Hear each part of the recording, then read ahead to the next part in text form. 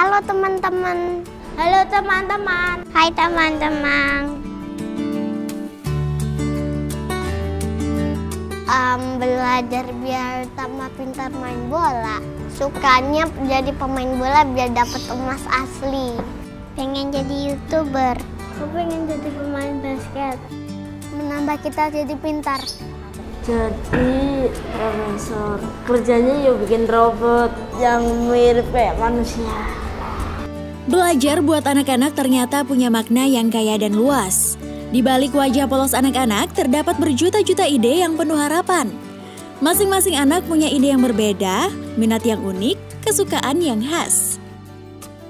Aku ingin belajar cara membuat kapal.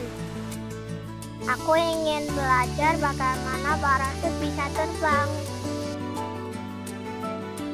Aku ingin belajar tentang dunia yang luas.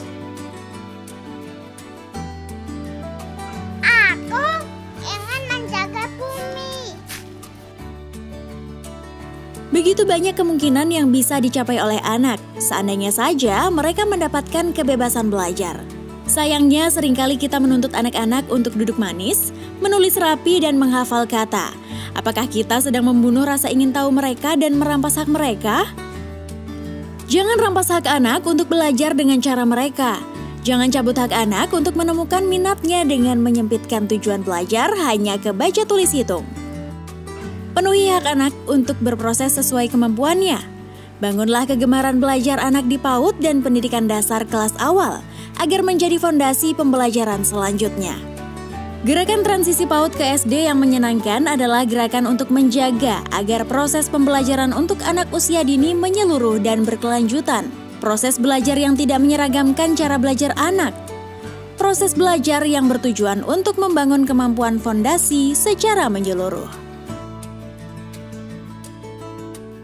Semuanya itu adalah kemampuan fondasi yang perlu dibangun pada masa PAUD dan pendidikan dasar kelas awal. Dan itu merupakan kesempatan kita untuk menumbuhkan kemampuan fondasi ini.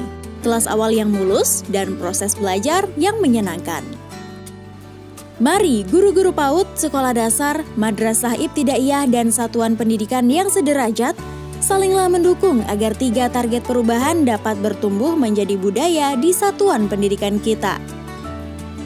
1. Penerimaan peserta didik baru di sekolah dasar dan madrasah ibtidaiyah tidak melakukan tes membaca, menulis, dan berhitung atau calistung. 2. 2 minggu pertama untuk peserta didik baru di PAUD, SD, dan madrasah ibtidaiyah menerapkan masa perkenalan. 3. PAUD, SD, dan madrasah ibtidaiyah menerapkan pembelajaran yang membangun 6 kemampuan fondasi anak, yakni pembelajaran yang memberikan pengalaman menyenangkan dan efektif membangun kemampuan fondasi, lalu tidak menerapkan tes lisan dan tes tertulis agar hasil asesmen digunakan sebagai dasar pembinaan, bukan pelabelan anak pintar dan tidak pintar.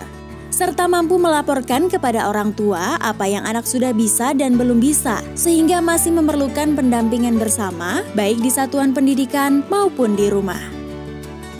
Masyarakat Indonesia, hentikan memaknai kesuksesan belajar secara sempit, hanya pada baca tulis hitung saja. Kemampuan ini tidak bisa diperoleh dengan instan dan harus melalui proses yang menyenangkan.